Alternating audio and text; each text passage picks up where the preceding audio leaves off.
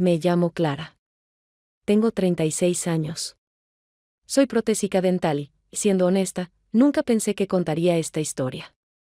Pero parece que ya ha comenzado. Vivo en Logroño, trabajo en un laboratorio dentro de una clínica dental, un lugar al que nadie viene con ganas. Todos sonríen después, cuando ya tienen sus coronas nuevas o los dientes alineados, y solo yo sé cuánto trabajo hay detrás de esa sonrisa. Mi marido se llama Mario. Llevamos casi 10 años juntos. Él es gerente de suministros en un concesionario, donde siempre huele a café de máquina y a neumáticos nuevos. Nuestro matrimonio ya no se rompe, pero tampoco sostiene. Como unos zapatos viejos, ya adaptados, cómodos, indudablemente conocidos, pero que ya no abrigan. Nadie discute, nadie grita. Todo se ha reducido desde hace tiempo a frases como, ¿qué comiste hoy? Y, ¿dónde dejaste el cargador? En primavera, por primera vez me detuve a pensar seriamente en cómo se sentía mi cuerpo. Empezó con la espalda, un dolor constante y sordo que no me dejaba dormir. El médico dijo que era por el trabajo sedentario y me recomendó fisioterapia. Acepté, aunque sin muchas ganas. No me gustaba que me tocaran personas desconocidas, no me gustaba desnudarme bajo la luz blanca de los tubos de neón y escuchar cómo alguien me colocaba las manos cálidas sobre la piel.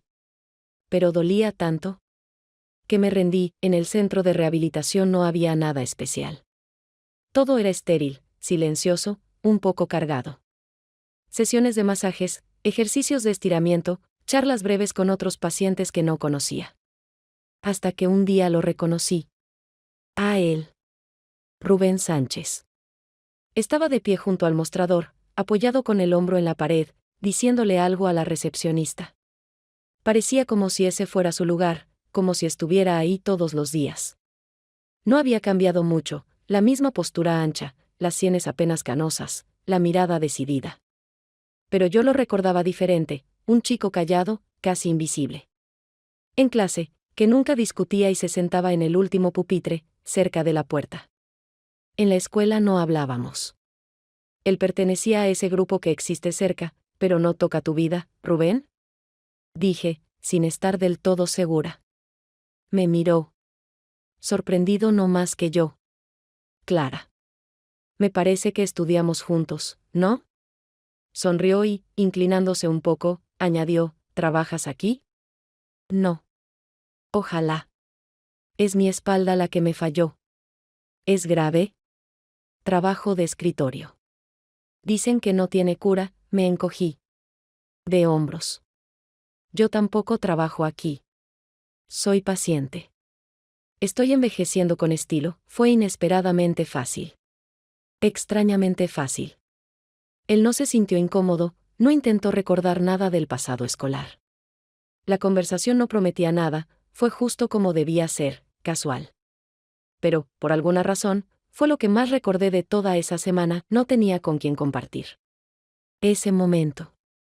Mario no lo entendería, y ya me quedaban pocas amigas, no porque yo fuera una mala persona, sino porque con el tiempo se volvió difícil mantener una amistad cuando cada conversación gira en torno a los hijos ajenos o las reformas. Yo no tenía hijos. No tenía muebles nuevos. Y tal vez tampoco me tenía a mí, no a esa que vivía, reía, elegía, sino a alguien que solo vivía, como se debe, por la noche, en casa. Mario preguntó cómo había ido la sesión. Le respondí algo genérico. Él asintió, nos sirvió una copa de vino a cada uno y volvió a concentrarse en su móvil. Vimos una serie elegida, para la cena, y por primera vez en mucho tiempo me di cuenta de que no seguía la trama. Pensaba en Rubén. No como en un hombre, sino simplemente como en alguien que, de pronto, recordó que yo existía. Y que yo no era solo una función, no solo la mujer de alguien o una empleada. Era una persona a la que habían reconocido, y en eso había algo nuevo. La semana siguiente nos volvimos a cruzar, de forma totalmente casual, en el pasillo entre la sala de masajes y la sala con máquinas. Yo salía de mi sesión justo cuando él dobló la esquina, con una botella de agua en la mano y el pelo un poco revuelto. Por un momento, ambos nos detuvimos, como si esperáramos algo, pero no hubo frases solemnes. Él simplemente levantó las cejas y dijo, «Hola de nuevo». Yo respondí, «Hola», y de repente me di cuenta de que sonreía, no con cortesía, no como en el trabajo, sino de verdad, sin frases preparadas y con un rostro que no dolía al moverse así. Nos detuvimos a conversar, apoyados contra la pared, entre dos puertas ajenas, sin letreros, que ya no importaban. Hablamos de trivialidades sin peso alguno, del fuerte olor a mentol en la sala de masajes, que se quedaba en la piel hasta la noche, de las series que él ponía para dormirse, de lo difícil que era obligarse a estirar por las mañanas, cuando todo el cuerpo parecía protestar. Había algo extraño en esa ligereza, me sentía no como una paciente con una lista de síntomas, sino como alguien que simplemente existe, habla, bromea, mira directamente a los ojos. Y todo eso, con alguien que antes me parecía ajeno. Eres muy atenta, dijo de repente, cuando ya nos despedíamos. Como si siempre estuvieras pensando en algo tuyo. No tuve tiempo de inventar una respuesta, así que simplemente asentí. Él sonrió, pero no con ironía, sino con calidez, con un matiz de empatía que no sentía de los demás desde hacía mucho tiempo. Cuando ya estaba por irme, añadió, sí. Algún día te apetece un café de verdad, no de máquina, estoy a la izquierda, en el taller. Es difícil no ver el letrero. Me detuve, asentí, y luego dije, más para mí que para él, pensaba que trabajabas en ventas. Trabajé. Pero no era lo mío. Lo entendí más tarde, esa frase cayó en mí como una piedra. No tuve tiempo de contestar nada, porque él ya se había marchado. De pie en medio del pasillo, sentí como me ruborizaba, no por vergüenza, sino porque algo dentro de mí se quebró. Entendí que tenía razón. Sigo fingiendo. En el trabajo, en casa, en el transporte, incluso en ese hospital. Llevo tanto tiempo pretendiendo que estoy cómoda, tranquila, que duermo bien, que todo me va bien. Me he metido tanto en ese papel que dejé de notar cuando fue la última vez que me pregunté qué es lo que realmente quiero. Por la noche abrí el portátil y pasé media hora frente a una página en blanco, como si buscara una forma de explicarme a mí misma ese encuentro. Pero no se escribía nada, ni palabras, ni pensamientos. Todo era confuso, como en una niebla, y al mismo tiempo, claro. Miraba la pantalla y recordaba su rostro, su voz, esas palabras al azar que, por alguna razón, fueron más importantes que todos los «¿cómo estás?» de los últimos años. Mario cenaba en el salón, con el fútbol puesto. Me dijo, ¿cómo va la espalda? Respondí, mejor. Asintió, cambió de canal y se concentró en el partido.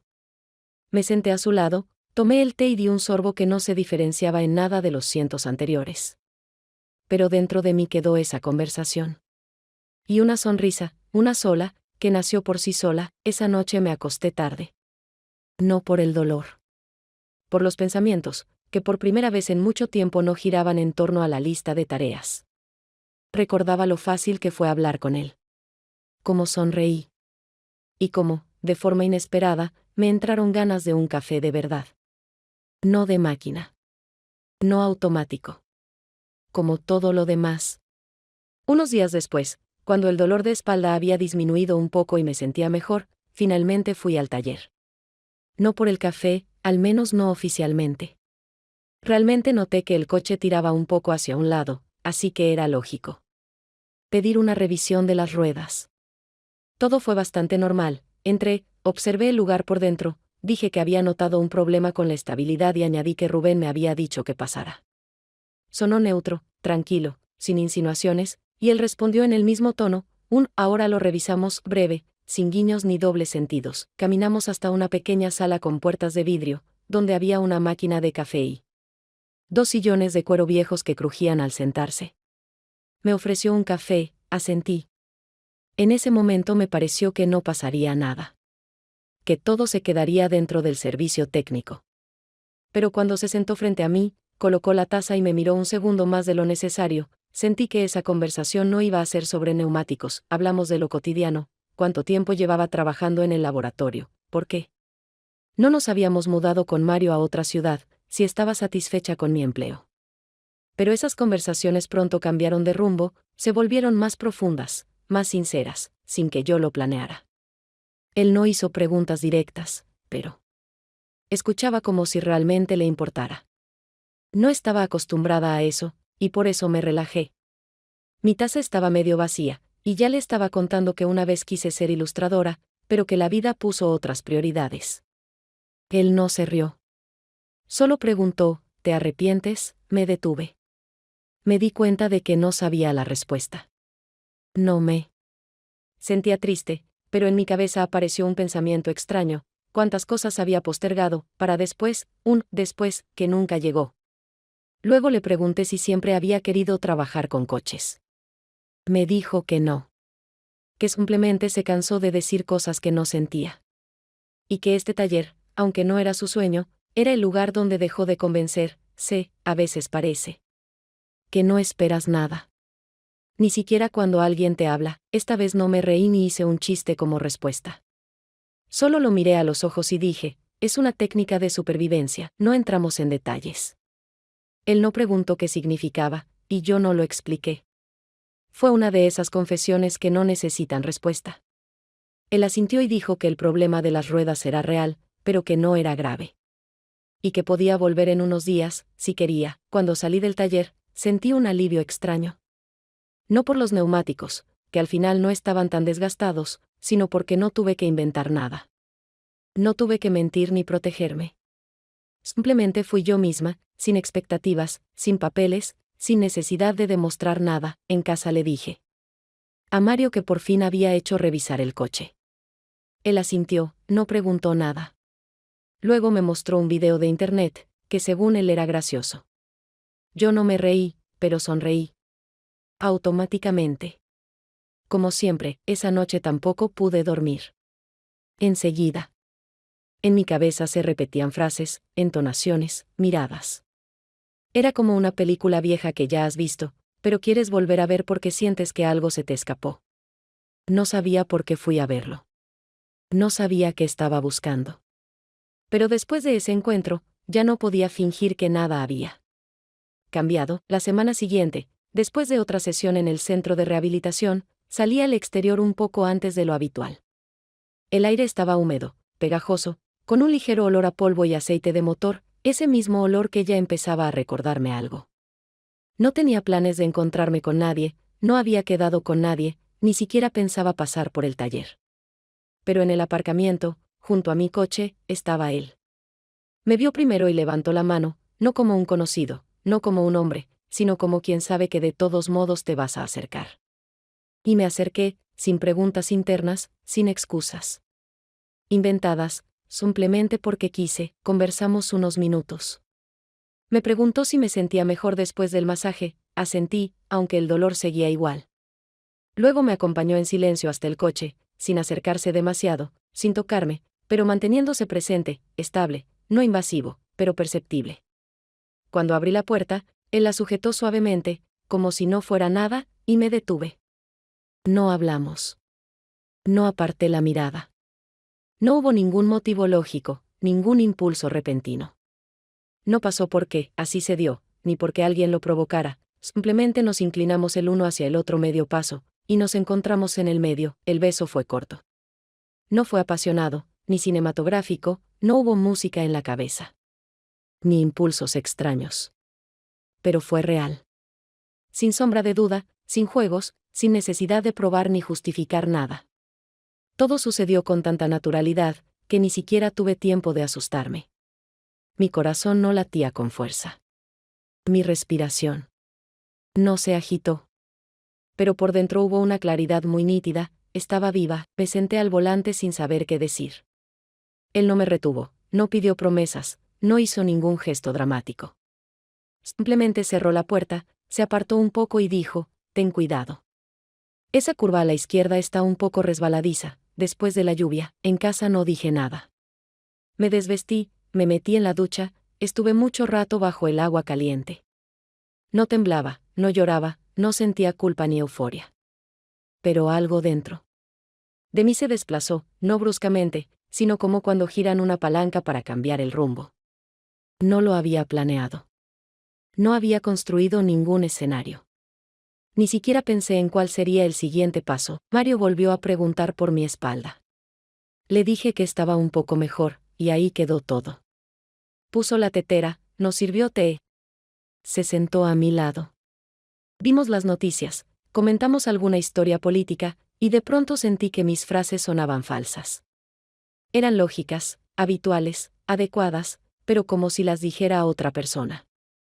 Hablaba porque estaba acostumbrada, no porque quisiera decir algo. Esa noche me quedé largo rato despierta, con los ojos abiertos.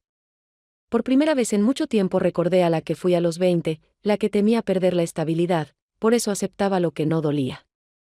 No sabía a dónde llevaba esta nueva situación, si habría un después, si simplemente me había equivocado. Pero dentro de mí se había abierto una grieta, no destructiva, sino de esas por donde finalmente entra la luz. No me enamoré de él. No sentí el destino ni lo eterno.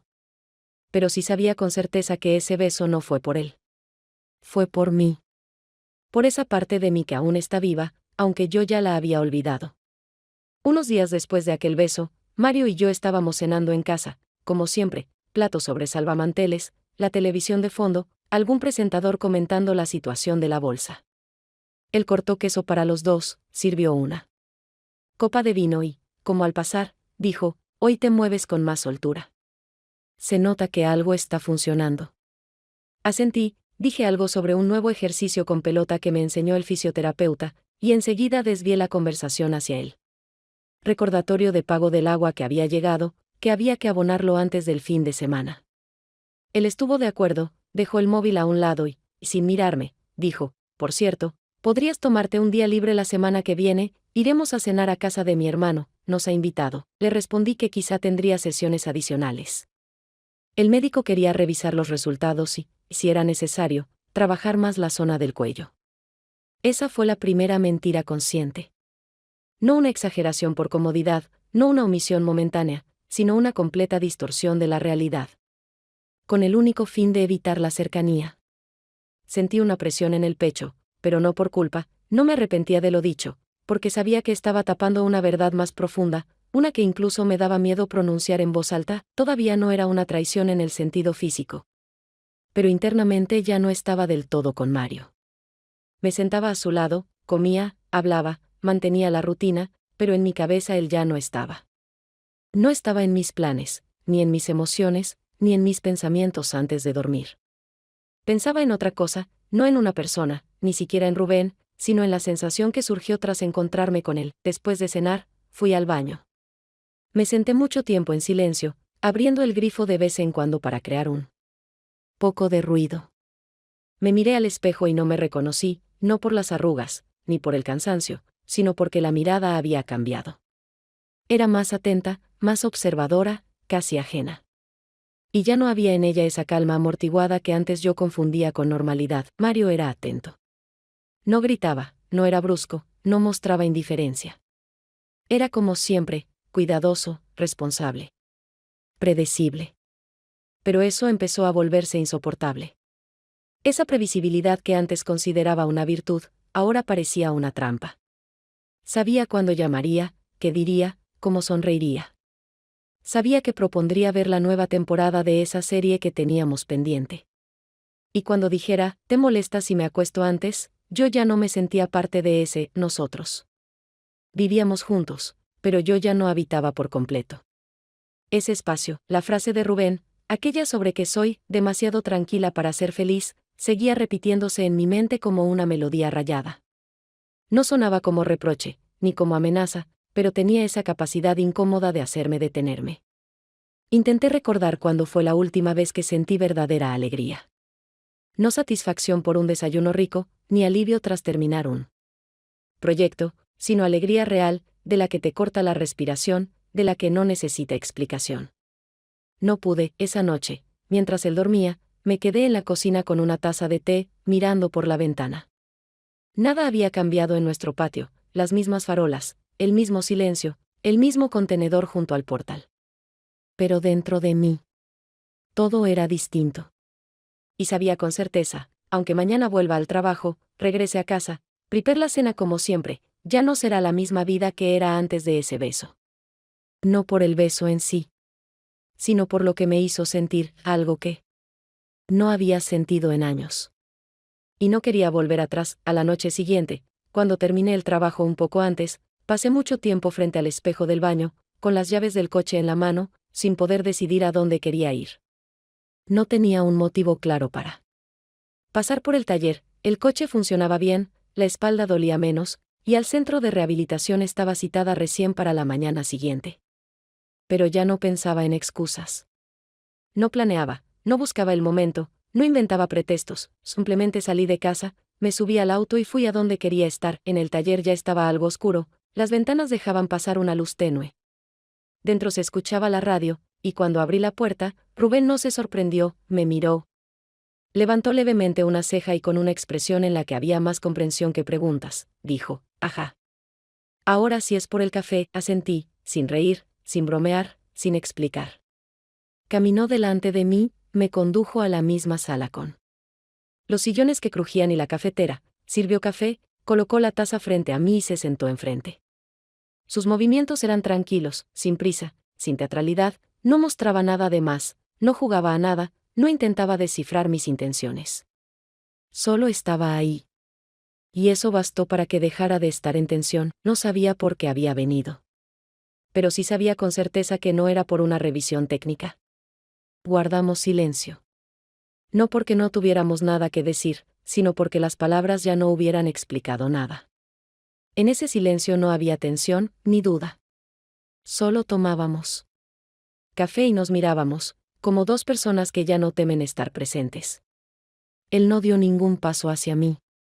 No se inclinó. No buscó mi mano. Fui yo quien acortó la distancia. Me acerqué, me senté a su lado, puse mi mano sobre la suya, con cierta inseguridad, pero sin forzarme. Y en ese momento no pensaba en amor, en relaciones, en moral ni en consecuencias. No había nada, excepto yo misma, como hacía tiempo que no me sentía. Nos quedamos ahí hasta tarde. Después de todo, hablamos poco, sobre cosas mínimas, de esas que ocurren entre personas cuando lo importante no es lo que se dice, sino lo que se siente en los silencios. No le pregunté por su pasado. Él no me preguntó por Mario. Ambos acordamos, en silencio, no romper el momento con explicaciones innecesarias. Cerca de las 11 puso música en la radio, algo tranquilo, sin letra, y simplemente nos sentamos en el mismo sofá, sin tocarnos, sin movernos, y eso fue suficiente. En esa sencillez no había miedo, no imaginaba qué vendría después. No. Planeaba cómo eso iba a afectar mi vida. Ni siquiera estaba segura de si volvería a ese lugar. Pero por primera vez en muchos años, no pensé en nosotros, ni en él, ni en mi matrimonio. Pensé en mí.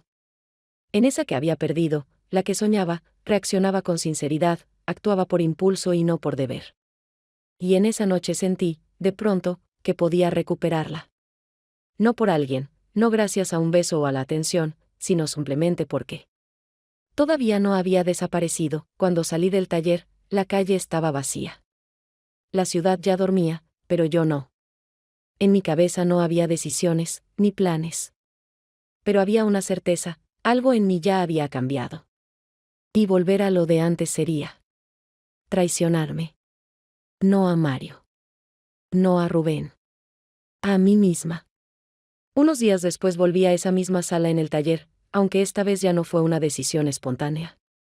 Me desperté con una necesidad clara, quería hablar con él, necesitaba aclarar algo, porque la situación que había parecido tan clara aquella noche en el sofá ahora me generaba 1000 preguntas que no me dejaban en paz. Quería entender hacia dónde iba todo esto, qué pensaba él, qué estábamos haciendo, y si realmente algo había comenzado o si yo simplemente le había dado significado a un encuentro que para él no significaba nada. Me recibió igual de tranquilo que siempre, sin expresión marcada en el rostro, pero con esa atención suave que parecía no cambiar, pasara lo que pasara. Nos sentamos, y yo empecé a hablar de inmediato, intentando no parecer impaciente, aunque me fue imposible ocultar la tensión. Esperaba de él alguna acción, una postura, aunque fuera una señal de que íbamos hacia algo. Le conté lo que sentía, sin entrar en demasiados detalles, pero con la claridad suficiente como para que entendiera que esto era más que simples cafés compartidos. Él me escuchó con atención, sin interrumpirme, sin cambiar el gesto, sin darme pistas emocionales. Y eso me puso aún más nerviosa, porque el silencio se volvió más pesado que cualquier palabra. Cuando terminé, esperó unos segundos, suspiró, y finalmente respondió, «Eres genial». «¿De verdad?». Me gusta estar contigo, es fácil, es sincero. Pero esto parece una huida. Y yo no quiero ser una puerta. Sus palabras no fueron hirientes, ni frías, ni distantes. No me rechazaba, no se cerraba, pero me miraba directo, y sentí que decía eso no para esquivar nada, sino justo para no perderse a sí mismo. Lo miré en silencio, intentando ordenar mis pensamientos, porque no esperaba esa respuesta. Creí que él sería quien impulsara esto, quien dijera, te quiero, te esperaba, intentémoslo. Pero él no arrastraba, no suplicaba. No mostraba necesidad de continuar, solo marcaba un límite que no estaba dispuesto a cruzar si yo no tenía claridad. ¿Y tú qué quieres?, pregunté, sin saber cómo continuar la conversación sin que se volviera fría o demasiado emocional.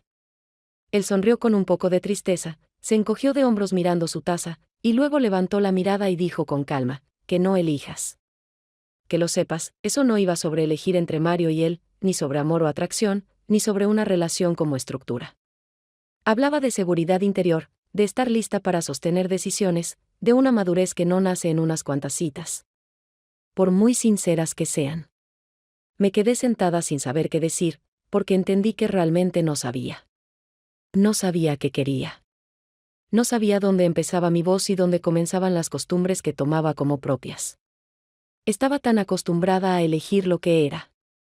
Seguro, lo que no rompía, lo que podía explicarse ante otros, aunque no tuviera sentido para mí. Cuando salí del taller, no sentía ganas de llorar, ni de gritar, ni de hacer nada. Solo tenía dentro un vacío, no frío, no oscuro, sino el tipo de vacío que queda después de una conversación sincera en la que no recibiste una respuesta, pero ya no puedes fingir que no tienes preguntas.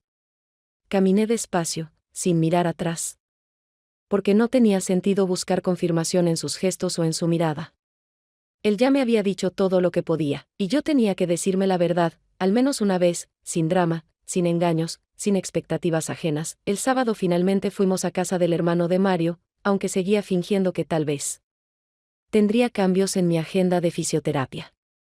Como siempre, Mario lo había organizado todo con antelación, empacó una botella de vino que había comprado en oferta semanas antes, pasó por el supermercado a comprar un postre, incluso tuvo tiempo de llenar el depósito del coche mientras yo me arreglaba.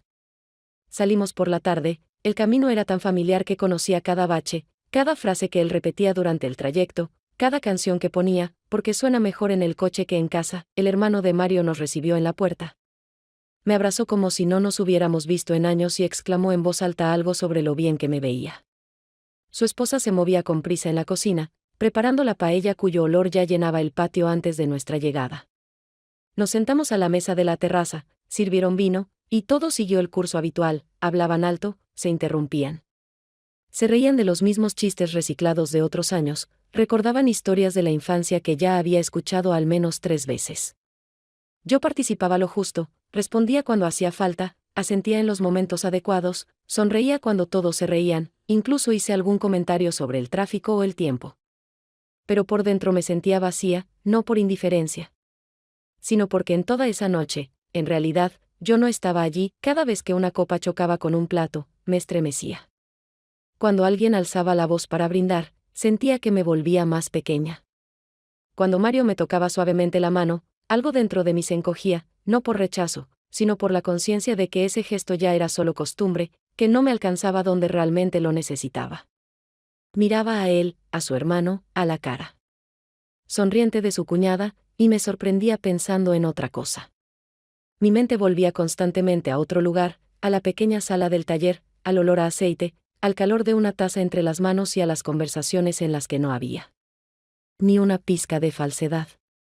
Recordaba cómo era sentarme junto a Rubén sin tocarlo, pero sintiendo su presencia, y cómo entonces no necesitaba explicar nada, porque simplemente estar era suficiente. Allí, en esa mesa, nadie me preguntaba qué pensaba, nadie esperaba respuestas reales, nadie me miraba más de unos segundos, porque todos sabían que estaba allí porque así debía ser. Cuando ya tomábamos el café después de cenar, Mario se inclinó suavemente y me dio un beso en la mejilla. Era un gesto habitual que antes me parecía tierno, cuidado, atención, cercanía. Pero ahora noté que mi reacción fue automática, sonreí como lo hacía siempre, pero no porque lo sintiera, sino porque era lo que se suponía que debía hacer para mantener el equilibrio. Sabía que si mostraba una grieta, alguien lo notaría, alguien preguntaría, y tendría que decir algo, inventar, tranquilizar, no a ellos, sino a mí misma. Así que simplemente bebí mi café, asentí de vez en cuando a lo que decía Mario, escuché su historia sobre un nuevo modelo de coche que probó la semana pasada y pensaba en cuánto tiempo debía esperar para poder irnos sin que fuera raro. En el camino de regreso hablamos poco. Mario parecía satisfecho, todo había salido bien, todos se alegraron de vernos, su hermano le volvió a mencionar que necesitaba ayuda para elegir un coche nuevo. Yo asentía, daba respuestas acordes, mantenía el tono de la conversación, pero mi mente estaba en otro sitio. No sabía qué le diría a Rubén. Ni siquiera sabía si le diría algo. Pero tenía claro que no podía seguir viviendo como si nada hubiera cambiado dentro de mí. Al llegar a casa, me fui directo al dormitorio, dije que estaba un poco cansada. Mario se quedó en la cocina, a picar algo, revisar el teléfono, terminar el día. Me acosté sin dormir, sin pensar en nada concreto, simplemente estaba ahí. Ya no tenía claro quién era dentro de esas paredes. Pero sabía con certeza que ninguna cena familiar me devolvería a mí misma. Pasaron algunos días después de aquella cena familiar, y todo dentro de mí pareció quedar en pausa. Volví a mi rutina de siempre: trabajo, clientes, sesiones médicas, tareas domésticas, respuestas como «todo bien» a cualquier pregunta. Y la repetición diaria de gestos que antes estaban llenos de vida y ahora eran solo obligaciones. No volví a ver a Rubén, aunque podría haberlo hecho. Mi camino al trabajo pasaba cerca del taller, cambiar de ruta requería apenas 3 giros, pero no lo hice. No le escribí ni lo llamé, aunque tuve el teléfono en la mano decenas de veces al día. Esperaba. No respuestas. No iniciativa.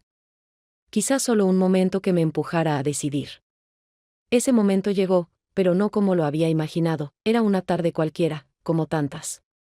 Mario se había quedado trabajando hasta tarde. Yo volvía a casa más tarde de lo previsto, ya mentalmente haciendo una lista de lo que debía comprar al día siguiente. Entré en casa, colgué la chaqueta, tomé el móvil, y justo en ese instante llegó el mensaje. En la pantalla apareció un nombre que no veía desde hacía días: Rubén Sánchez. No se me encogió el corazón, no sudaron las palmas. No sentí ansiedad. Simplemente lo leí: ya no puedo más. No porque no quiera, sino porque ya tengo bastante conmigo mismo en este estado suspendido. Leí el mensaje varias veces. No había reproche, ni drama, ni siquiera emoción, solo cansancio. Un cansancio real, sincero, tan familiar para mí que dolía reconocerlo. Me quedé mucho rato con el móvil en la mano sin saber qué responder. Las ideas cambiaban cada minuto, desde «lo entiendo» hasta «dame un poco más de tiempo». Desde «me cuesta» hasta «espera, ya casi estoy lista». Pero ninguna de esas frases era clara. Y por eso no escribí nada, no apagué la pantalla, solo la miraba, las palabras, los signos de puntuación, ese final que no tenía apariencia de ruptura, pero que era mucho más profundo. Porque no era solo un fin para él. Era la frontera. Que yo no había cruzado a tiempo, y ahora, o seguir sola, o volver atrás, a lo que estaba huyendo. No lloré. No entré en crisis. Solo me quedé allí, apoyada en la mesa de la cocina, con la mano firme, sintiendo un tipo de vacío que no era rabia, ni dolor, ni pena. Era un vacío que, por primera vez, me permitía estar conmigo misma sin papeles. Mario llegó más tarde, me trajo una taza de té. La dejó frente a mí y preguntó si me había olvidado de comprar servilletas, porque se habían acabado. Le dije que no había ido al supermercado. Él respondió que las compraría por la mañana. Luego vimos una película con ritmo acelerado. Diálogos cómicos y actores que interpretaban una vida perfectamente escrita por alguien más. Yo sonreía en los momentos adecuados, y en un momento pensé que, tal vez, ese era mi verdadero papel: aguantar hasta el final, sin derrumbarme. Sin arruinar la escena. Ya en la cama, después de todo, volví a mirar el mensaje, bajé el volumen del móvil. No le respondí, porque no tenía que decirle. No estaba enfadada con él, no lo culpaba, no sentía injusticia. Solo dijo lo que yo misma no me animaba a reconocer: vivir en un estado suspendido es agotador. Y aunque estés al lado de alguien que te da calor, no basta si no te atreves a avanzar. Esa noche no me dormí pensando en él. Me dormí con la sensación de que, por primera vez en muchos años, no me escondía ni siquiera de mí misma. No era felicidad. No era libertad. Pero era el comienzo de un silencio en el que no hacía falta fingir que todo estaba bien. Y con eso bastaba. Después de aquel mensaje, los días no cambiaron. No dejó de dolerme la espalda, no mejoró el clima. Y ninguna de las realidades en las que vivía se transformó por fuera. Me levantaba por la mañana, iba al trabajo, respondía llamadas, recibía pedidos de los odontólogos, rellenaba formularios, revisaba prótesis, volvía a casa, preparaba la cena, veía la tele con Mario y me acostaba a dormir. Todo parecía estar en su lugar, pero ninguna de esas acciones tenía ya el peso que antes yo les daba. Cumplía con todas mis funciones como una máquina bien programada, pero ya no sentía que esa fuera mi vida. Dejé de escribirle a Rubén, no porque estuviera dolida o quisiera darme un respiro, sino porque entendía que cualquier palabra mía llegaría tarde, y cualquier respuesta sería falsa. Él desapareció de mi cotidianidad de forma simple. Y sin resistencia. No lo vi más en la calle, no me lo crucé en el supermercado, no vi su coche cerca del taller, aunque a veces pasaba por ahí a propósito. Simplemente dejó de estar físicamente, pero quedó en mí como queda el olor de alguien que ha estado mucho tiempo en una habitación. Todo lo que estaba relacionado con él, una taza de café, el sonido de los tacones en el suelo de cemento del taller, la música de aquella radio vieja, dejó de recordarme a él y empezó a recordarme a mí. A esa que volvía a ver junto a él, aunque fuera por poco tiempo. No sentía pena. Sentía una ausencia casi física de algo que, hacía apenas unas semanas, respiraba junto a mí. Mario cambió.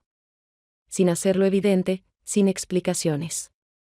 Empezó a hablar más, no sobre el trabajo o los coches, sino sobre la casa, nuestros planes, lo bien que vendría un viaje a la montaña en verano, lo mucho que hacía que no veíamos a ciertos amigos. Lo bien que le haría pasar más tiempo con nosotros. Empezó a traerme té, a preguntarme cómo había ido el día, si había comido, si ya me había anotado con el médico. En sus gestos no había presión, no era celos, no sospechaba, era más bien un intento de recuperar algo que, desde su lado, quizá aún existía. Pero cuanto más hablaba él, más callaba yo. No por orgullo. No por enojo. Sino porque ya no tenía dentro de mí con qué responderle. Lo miraba y veía a un hombre con quien compartía una historia larga, una vida construida, recuerdos, responsabilidades. Pero no me veía ya a mí en eso. Todo lo que antes era fundamento. La estabilidad, la bondad, la rutina, ahora era decorado. Y yo ya no podía tomarlo como un espacio real. Me sentía como una espectadora de mi propia vida, donde otros todavía intentaban seguir el guión, y yo ya no entraba en escena. Cada día pasaba tranquilo, sin peleas, sin cenas arruinadas, sin reproches. Pero en esa calma ya no había nada vivo. No nos perdíamos de golpe, simplemente nos volvíamos cada vez más silenciosos, y ya no sabíamos cómo empezar una conversación nueva. En el metro, empecé a fijarme más en la gente que hablaba con emoción, fuerte, con risas, con enojo. Me sorprendía deseando meterme en alguna conversación ajena, decir algo, cualquier cosa, solo para romper mi propio silencio interior. Pero no lo hacía. Observaba, escuchaba, y me daba cuenta de cómo se restauraba mi sensación de estar en el mundo. No era fuerte. No tenía forma. Pero sabía con certeza que eso que sentí con Rubén, aunque fuera breve, no fue ilusión, ni escape, ni una prueba para ver si aún estaba viva. Fue un marcador. Una prueba. Un recordatorio, y aunque cada pequeño detalle seguía recordándomelo. El olor del aceite, el sonido de una vieja llave al girar, incluso la taza en la que me sirvió café, ya no lo pensaba como una pérdida. Lo pensaba como un testigo. De ese momento en que volví a verme. No como la de siempre, ni la cómoda, ni la funcional, sino como alguien que está viva. Y, sorprendentemente, eso era suficiente. Pasaron 6 meses desde la última vez que vi a Rubén. Se desvaneció poco a poco, como si dejara de existir en esos lugares donde antes solíamos encontrarnos por casualidad. Ya no estaba en el centro de rehabilitación, aunque yo seguí yendo. Algunas semanas después de su mensaje. A propósito, no pregunté por él al personal, no revisé horarios de otros pacientes, no intenté verlo. No lo busqué en el taller, aunque a veces estuve cerca. Todo lo que ocurrió entre nosotros pareció disolverse en la rutina, sin dejar huellas visibles para nadie, excepto para mí. Y ni siquiera dentro de mí provocaba tormentas, solo una calma, como la que llega tras una conversación larga que nadie escuchó, pero que fue importante. Seguí viviendo. No empecé una nueva vida, no me corté el pelo, no me mudé a otra ciudad, seguí en nuestro piso, continué trabajando en el laboratorio, caminando por las mismas calles, saludando a la misma gente. Mario y yo aún estábamos juntos. Nada explotó, nada cambió de forma radical, no nos peleamos ni nos separamos. Cada noche me preguntaba qué quería cenar, me ofrecía té con menta, compartía sus planes para el fin de semana. Íbamos a ver a sus parientes, celebrábamos cumpleaños, veíamos series, comentábamos las reformas del vecino. Por fuera todo parecía estable, incluso acogedor. Pero yo ya no estaba dentro de ese nosotros, por completo. A mi vida empezaron a llegar pequeñas cosas que Mario no notaba, y que yo no explicaba. Empecé a salir más temprano al trabajo para poder caminar un rato. Empecé a volver a casa por otra ruta, porque me hacía bien ver otras caras, otros escaparates, recibir el sol desde otro ángulo. Empecé a comprar otro tipo de café, más fuerte, más amargo, el que elegía cuando era estudiante. Escuchaba podcasts sobre temas que nunca me interesaron en pareja, diseño, biología, ciudades que nunca visité. Todo eso eran formas discretas de volver a mí misma. A veces me quedaba mirándome al espejo más de lo necesario. Y en esa mirada estaba yo, no una mujer más guapa ni especial, no diferente ni libre de errores, sino viva. La que, por un instante, salió del cuarto de las reacciones automáticas y vio que, en algún lugar profundo, aún podía pensar, sentir, desear. No sentía euforia, no hubo monólogos inspiradores ni decisiones que cambiaran el curso de mi historia. Solo una sensación simple: me había recuperado un poco, no dejé a Mario, no desaparecí de su vida, no hice ningún gesto drástico. Pero ya no callaba cuando no quería callar. Y no sonreía cuando me dolía hacerlo. Cuando alguien me preguntaba cómo estaba, ya no respondía bien de inmediato. Primero me preguntaba internamente si eso era verdad. Y si no lo era, decía que estaba cansada, que me sentía triste, que pensaba demasiado. La gente se sorprendía, no todos sabían cómo reaccionar, pero ya no me importaba cómo se veía mi verdad desde fuera. Dejé de apurarme, de justificarme, de esconder los detalles. Y aunque nadie me dijo, has cambiado, lo veía en cómo me miraban. En cómo me escuchaban cuando hablaba. En el nuevo tono que aparecía en la voz de quienes me mencionaban. Rubén no volvió. Y yo no lo esperaba. No me lo imaginaba reapareciendo, ni por la mañana frente a una cafetería, ni por casualidad en un aparcamiento, ni a través de conocidos en común. Pero a veces pensaba en él. No en lo que pudo haber sido, sino en lo que fue. En cómo me escuchó en silencio, en cómo me dejó hablar, en cómo se fue cuando quedarse habría significado traicionarse. Y le agradezco, no por la parte romántica, ni por la ilusión de una elección, sino por ese momento en que me mostró que se puede ser distinto. No más feliz. No más fuerte. Pero sí más auténtico. Esta historia no tuvo un final digno de diario. No hubo portazos, ni un esto sé. Acabó, ni un me voy. Pero ese fue mi final. Sin escena. Sin espectadores. Sin pruebas. Y fue suficiente para no volver a esconderme.